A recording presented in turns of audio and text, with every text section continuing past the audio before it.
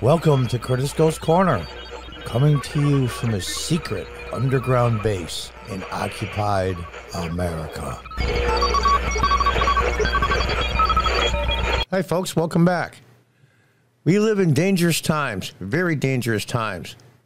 I was born in 1956, and that was right after World War II, of course, and the huge prosperity of the 50s and 60s into the 70s and the turmoil. The huge inflation, America's place in the world took a huge hit in the mid to late 70s. We struggled back in the 80s and did very well, and now here we are, a few decades later. The currency used in worldwide oil exchanges, as an example, is the U.S. dollar, now going to be replaced by BRICS, which will cause huge financial problems for the U.S. And now we have a free speech issue. Basically, what they're talking about is they arrested the CEO of Telegram.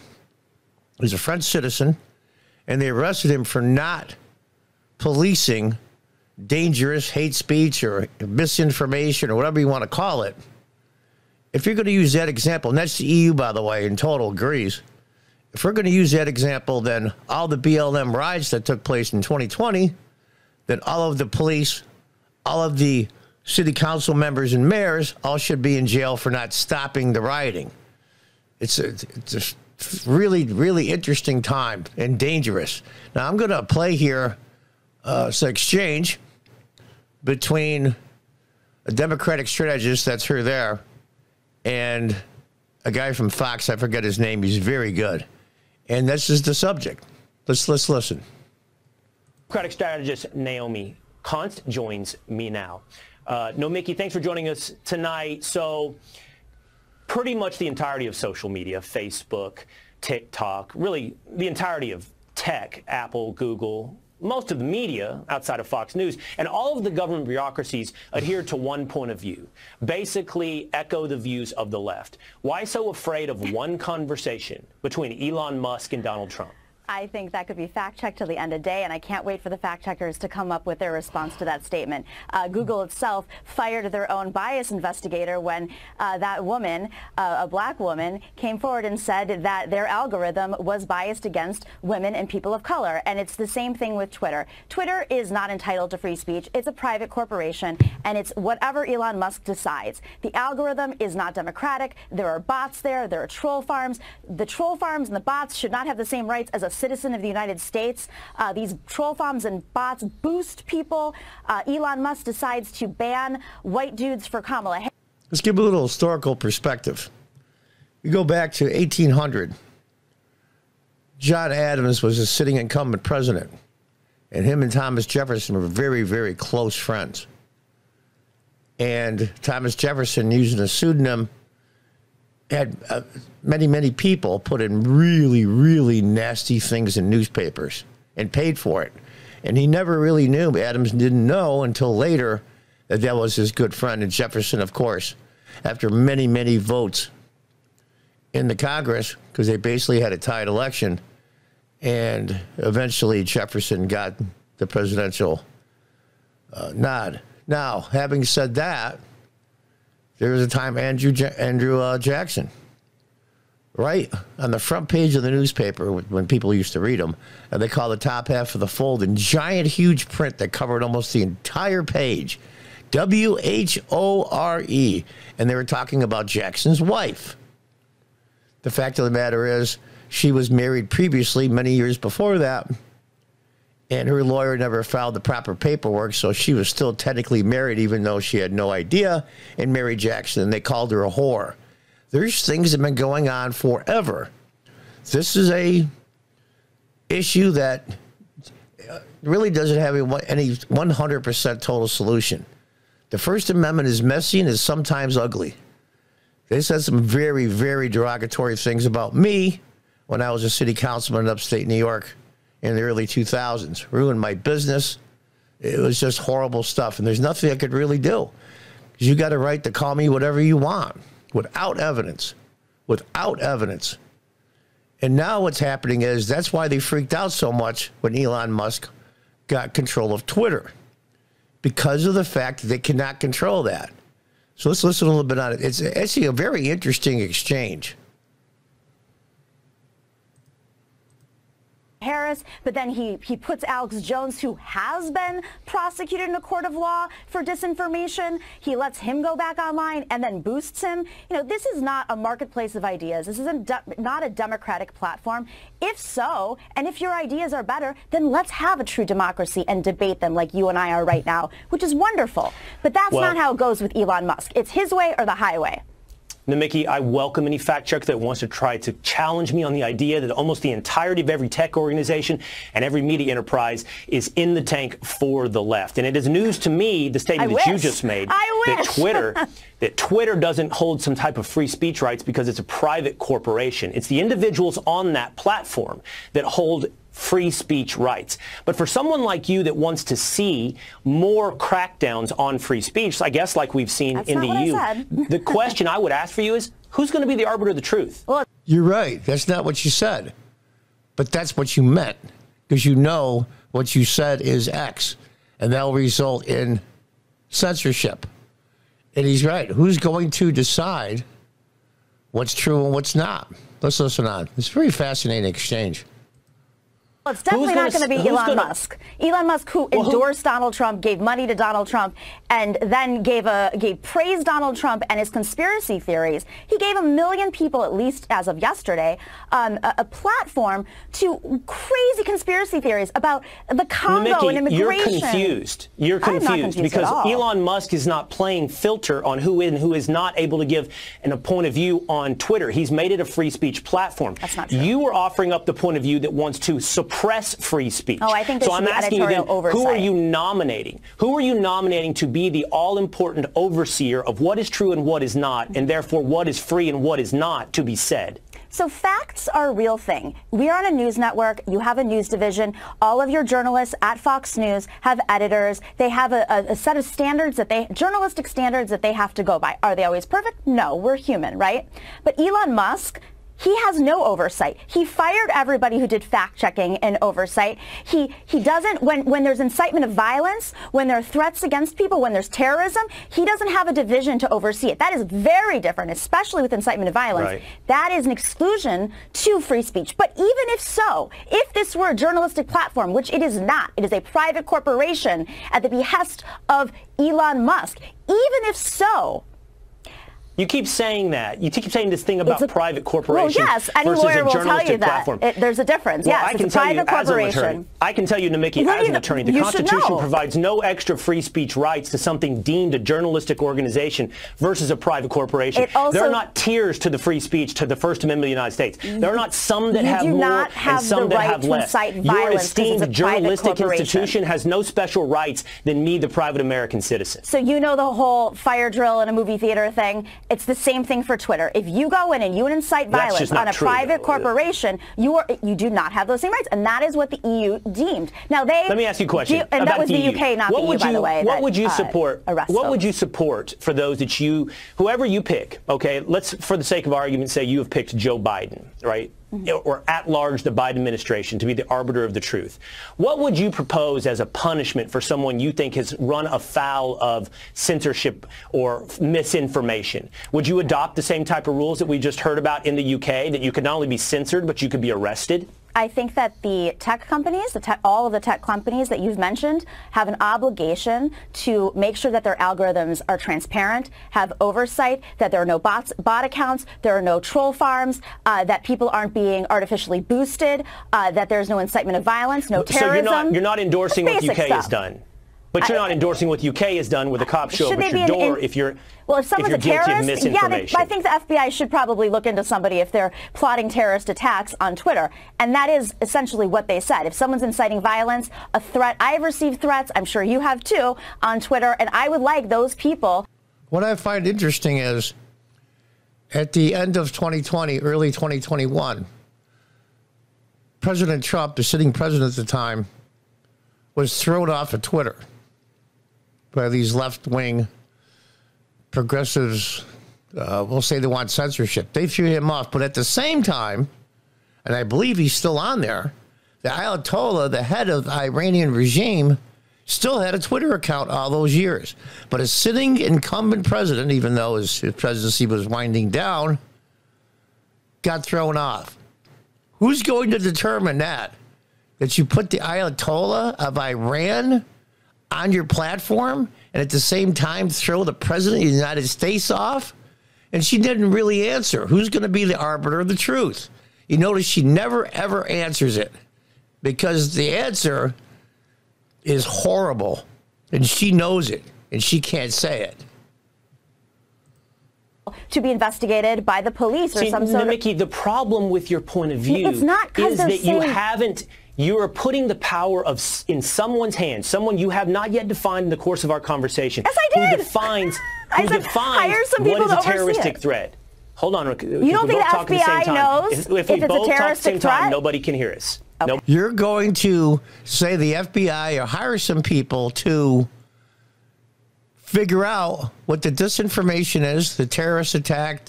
Like they said, a terrorist would say things on Twitter or other platforms to help their cause and recruit people and such and on, or coordinate attacks.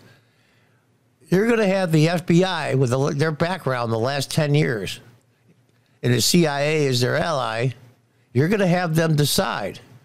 Remember something, it was Twitter and Facebook together that said anything concerning, in 2020, anything concerning the Hunter Biden laptop is disinformation and false. And we'll be taking off the platform, and this website as well, will be taken off the platform as misinformation. Many people lost their voice. And Twitter is the town square. So is Facebook. So is this website. They were taken off the town square. Now, fast forward, we'll say that right after the election, after Biden was sworn in, they did a survey of Biden voters. Depending on which news they watch, and almost all of them watched MSNBC and CNN, that if they had known that the Hunter Biden laptop was legitimate and real, 1 out of 7 would not have voted for Joe Biden. Now, they may not have voted for Trump. They may have voted for a third party or not voted at all, but they would not have voted for Joe Biden. And my understanding, if I remember from memory, the Electoral College was within 40,000 votes of going to Trump. Yeah. So who's going to go against them? Who's going to put people in jail for that? You're going to put the entire editorial board of the New York Times, all the officers in CNN, MSNBC, and on and on and on. Are they all going to go to jail for misinformation? The answer is no. The only people that ever are threatened with legal action or jail in the UK and even in the US are people that are conservative and right-leaning. So there is a two-tier justice system, and that can't last. Let's listen on. Nobody can hear us, okay, if we talk at the same time. You have not nominated someone to tell us what is racially insensitive, what is racially hostile, what is a terroristic threat. So I'd ask you this one final question. If what we're going to do is at a minimum, according to what I've heard from you tonight, is censor people off of the internet if they're guilty of misinformation. If we're at a minimum going to not platform people, that's more, you guys like that word, it's kinder. Not platform bots. If we're not going to platform people guilty of misinformation, would you deplatform Joe Biden today? Today, Joe Biden put out the fact-checked and proven lie that Donald Trump called Nazis very fine people. It's a hoax. It's a lie. It has been proven. It's Snopes, which has come out in the last couple months, said that is absolutely not true. He did not call Nazis very fine people. Not only Joe Biden, but Kamala Harris put that out today. So my question for you is, should they now be deplatformed? He called the people, the Proud Boys, which is what I think they were referring to as Nazis, as very fine people. So let's make that very clear. His words were literally this. No, on the anniversary of Heather Heyer's death. I'm not talking about the white supremacists or the Nazis. His words were literally, as I just quoted, I am not talking about the white supremacists or the Nazis. He said those exact words. He was talking about the Proud Boys, but we see them as the same people. So I would... And there you go. There you go. We see them as the same people. We feel as if they're the same people, even though they're not. That makes everything you just said misinformation. If I feel that he was talking about the Nazis and the white supremacists, then that's what he did. And there you have it. There you have it. I feel that's what he meant. I don't have to know. And I'll fact check that with my feelings. And therein lies the problem. You change definitions of everything, so now you look guilty. We feel he was talking about the Proud Boys. Even though he didn't say it, we know that he really meant it. We read his mind, and we feel that's what he did. And there is your problem. There's the problem. Let's, I think we've heard enough. Now we got Alexander Vindman. Remember that? POS, and him and his twin brother. He was a witness in the impeachment trial. He's a lieutenant colonel. Now he's running for Congress, of course, in Virginia, in the 5th District, I believe. It's amazing to me.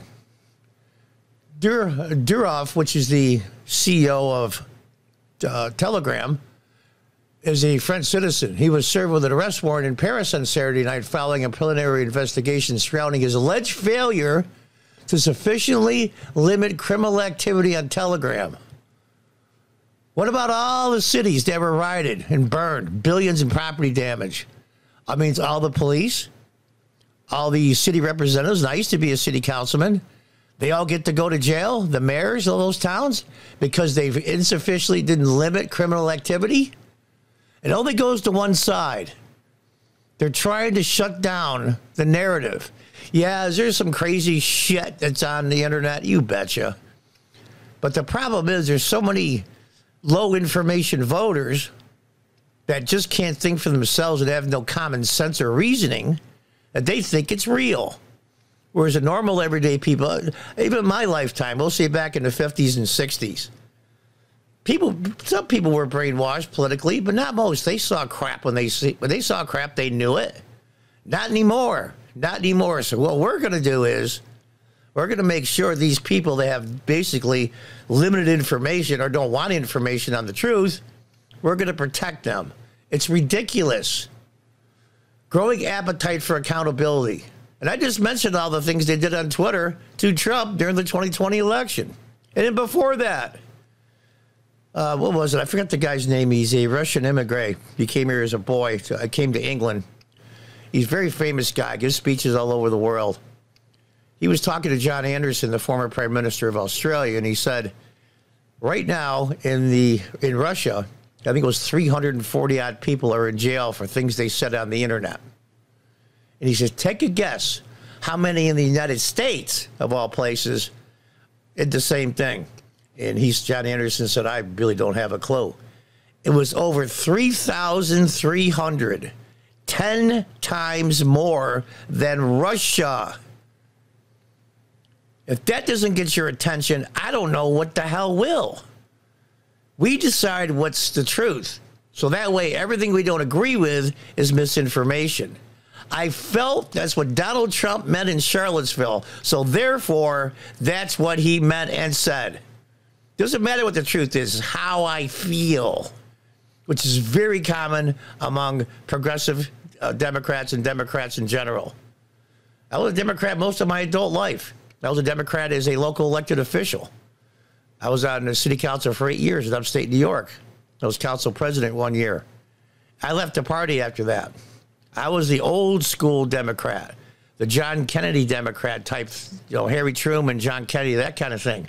That party hasn't existed for a long time, and that's the problem. Baby boomers like myself think the Democrat Party is the same party that they grew up with. And that's what's holding up the Democrat Party, and that's why so many people are running this country. The Democrats, they're not, they may be crazy, but they're not stupid, the ones that are in charge anyway. And they see the demographics, and they see the baby boomers are going to age out, a.k.a. die. And they're going to lose their long, long-held base. That's what's happening.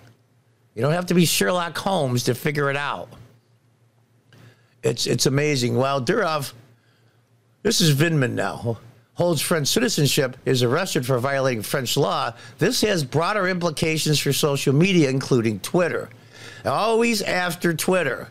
Why? Because they can't control Elon Musk and they can't control the platform. That's why when he got control of it, they had a fit. Like their hair was on fire. One of the number one platforms, one of the main platforms in social media and the internet is Twitter. And they can't control it anymore. And since they can't control it, they have to destroy it. There's growing intolerance for platforming disinfo and malign influence and a growing appetite for accountability. How about the accountability for the last decade, including you, sir? Unbelievable. Dangerous times must grow. And this is what he put. UK mass arrest for citizens for memes. France arrests founder of Telegram. Ireland tries to ban mean memes. It's unbelievable. France forces X to flee the country.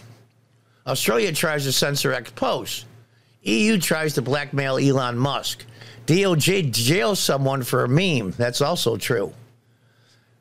Maduro blocks all. Well, you'd expect that from him because he's a piece of crap dictator that can care less about his people. Telegram has 900 million users, so it has quite an influence, either left or right or down the middle, whatever you want to call it.